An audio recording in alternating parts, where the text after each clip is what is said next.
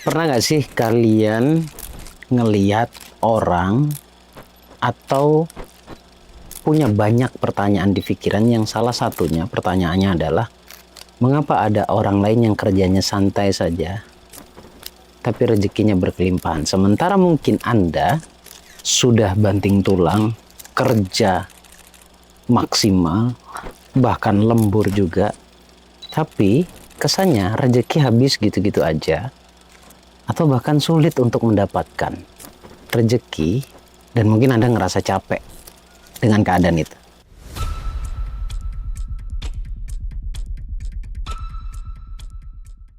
Assalamualaikum warahmatullahi wabarakatuh. Terima kasih selalu stay di channel Mas Bagus Baraja.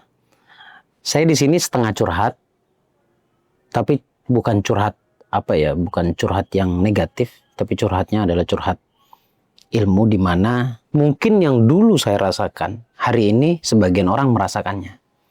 Ya, ini sebuah pertanyaan yang sangat-sangat klasik sebenarnya. Ada orang yang santai kerjanya biasa aja, tapi mereka tenang, mereka bahagia, dan rezekinya mengalir aja gitu ya. Saya nggak ngomongin jadi miliarder, tapi mengalir dan membuatnya bahagia. Mungkin beda dengan Anda yang hari ini sudah ngerasa banting tulang, banyak ritual-ritual yang dilakukan, sudah belajar, sudah seminar, dan A, B, dan C, dan seterusnya. Anda melakukan banyak cara untuk menempuh kebahagiaan, tetapi Anda belum mendapatkan itu. Berbeda dengan mereka yang santai-santai aja, tapi mereka hidupnya bahagia. Saya akan jawab di sini ya. Satu persatu saya akan urai nanti, berharap Anda bisa mengetahui dan memahaminya. Jadi saya mau cerita dulu. Dulu saya tuh punya pertanyaan yang seperti itu sebenarnya. Sebenarnya ya. Ya mungkin tepatnya 20 tahun yang lalu. Setua itu saya, nggak tua sih sebenarnya. Separuh dari umur saya itu sudah berpikir hal-hal seperti ini. Karena hidup mengawal kiai kemanapun gitu ya. Dakwah kemanapun saya temenin, saya kawal. Ya otomatis saya mendengarkan kalimat-kalimatnya, dan saya melihat juga gaya ceramahnya. Saya juga mendengarkan gaya cara bicaranya. Dan itu saya nggak sadar ternyata kesimpan di memori saya. Dan ada sebagian orang mengatakan bahwa ngelihat Gus Baraja itu, ngelihat Mas Bagus itu mirip dengan Kiai Zain gitu, misalkan begitu. Ya, yang saya bersamai, saya mengawal adalah Kiai Zain Muksin. Ya Anda tahulah. Dan sering muncul juga di channel YouTube saya. Nah, itu saya muncul sebuah pertanyaan. Kenapa ya kok? Kebetulan ada beberapa orang yang saya sorot tuh, maksudnya saya lihat sampai muncul sebuah pertanyaan. Kenapa ya orang itu kok jadi mudah sekali ya? Hidupnya bahagia, nanti pulang sore, ya kan? Dia nggak bekerja di sebuah perusahaan, dia cuma nongkrong di pasar gitu loh. Ya kerja ada ya, tapi kerjanya nongkrong gitu. Ada di Kalimantan itu namanya apa ya, kayak bulukar emas gitu ya. Ya seperti makelar emas, terima jual beli emas.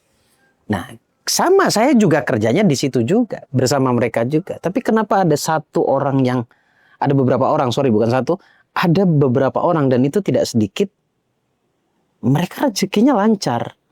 Baru duduk bismillahirrahmanirrahim, wiridnya Allahumma shalli ala sayyidina Muhammad wa ala sayyidina Muhammad, nanti kadang sholawat nariyah, selang 10 menit dapat rezeki. Nanti santai lagi, sudah transaksi, datang lagi penjual, dapat lagi. Dan itu terjadi terus kepada mereka. Sampai timbul pertanyaan di pikiran saya. Sebenarnya apa yang dia lakukan, saya lakukan juga. Sama kalau metodenya dengan wiritan, saya juga melakukan itu. Saya juga membaca itu. Kemudian ya banyak hal, apapun semuanya saya kerjakan. Tapi keadaan saya tuh bukan makin baik, tapi malah makin buruk. Dan ada beberapa saudara saya juga demikian. Muncul itu luar biasa, berlenggang di otak saya pertanyaan itu. Sampai pada akhirnya saya mencari tahu. Dan pernah ada satu video menjadi gerbang pembuka cara pikiran saya, cara berpikir saya. Yaitu tentang hukum daya tarik. Waktu itu judulnya ya. Saya dengerin itu video cukup panjang itu ya. 26 menit sampai 30 menit saya ingat saya. Dan kadang saya masih nonton juga. Bagaimana cara alam ini bekerja. Itu saya pelajari. Saya dengerin baik-baik. Sampai pada akhirnya ada sebuah kalimat, inilah hukum daya tarik. Yang dimaksud adalah the law of attraction ya. Hukum tarik menarik. Nah itu saya sambil nangis itu nontonnya. Karena diiringi backsound yang cukup nendang ke hati. Nah saya dengerin.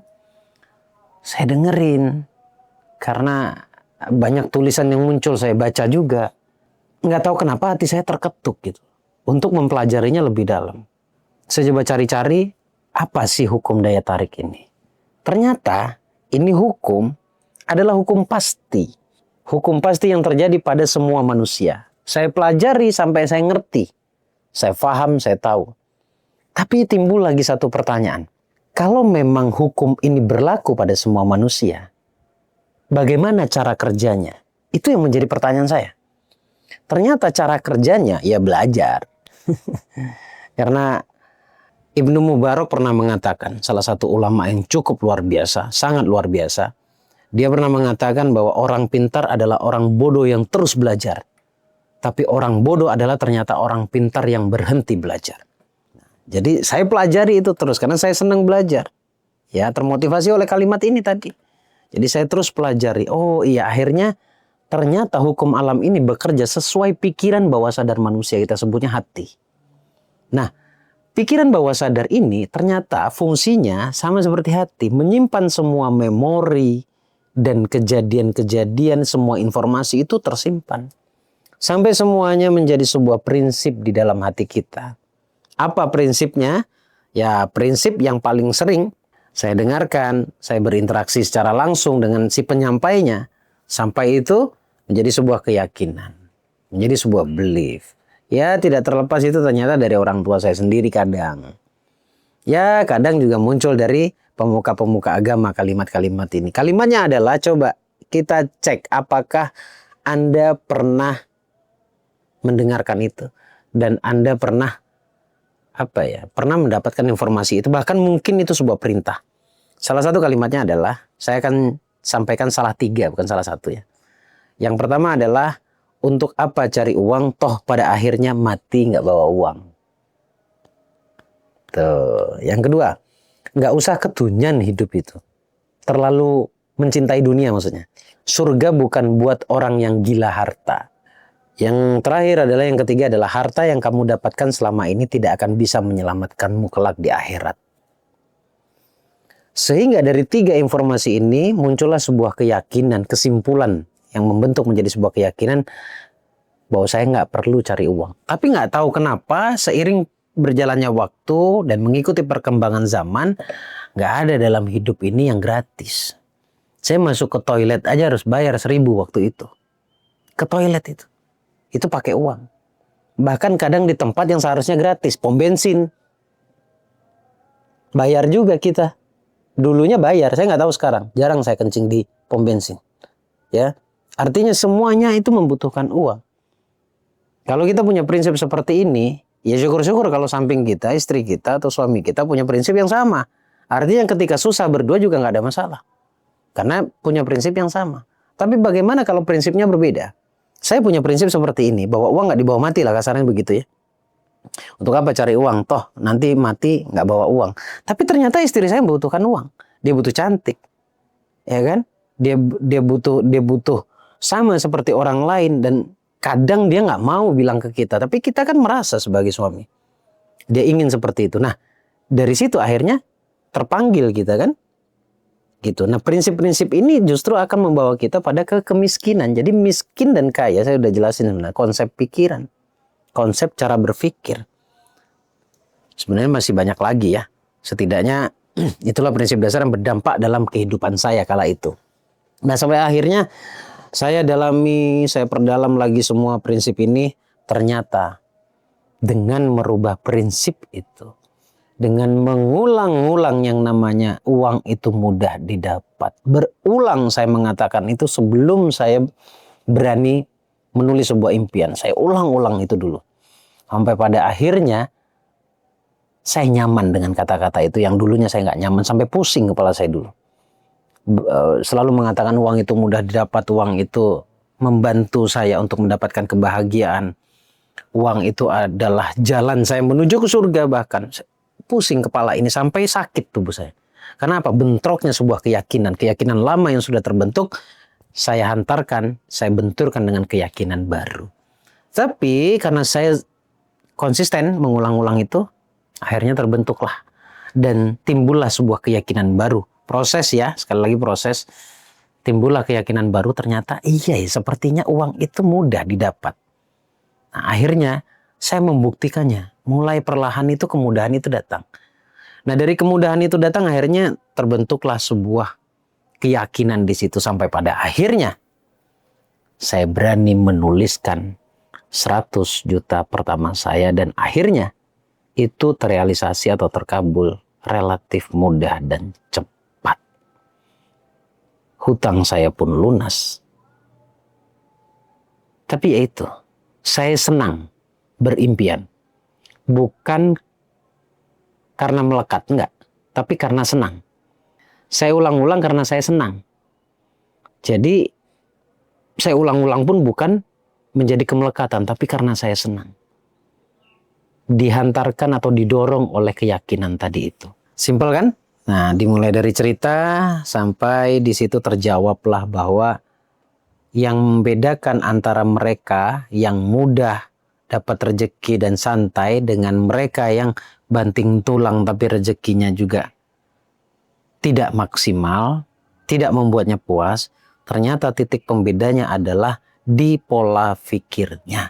Dan pola pikir itu dipengaruhi oleh keyakinan. Keyakinan itu ada di dalam bawah sadar dan itu yang harus dirombak. Itu yang harus dirombak. Nah, untuk itu saya ingin bantu Anda, kalau Anda mau, silakan hadir di seminar temu jiwa yang saya adakan. Jadilah bagian seperti mereka yang sudah merasakan hasilnya dan mendapatkan apa yang mereka inginkan dengan kebahagiaan. Dan juga utuh mendapatkan kesadaran bertauhid juga dan juga meningkatkan kesadaran spiritualitasnya sehingga ternyata berlimpah itu mudah, hanya tinggal dirubah saja.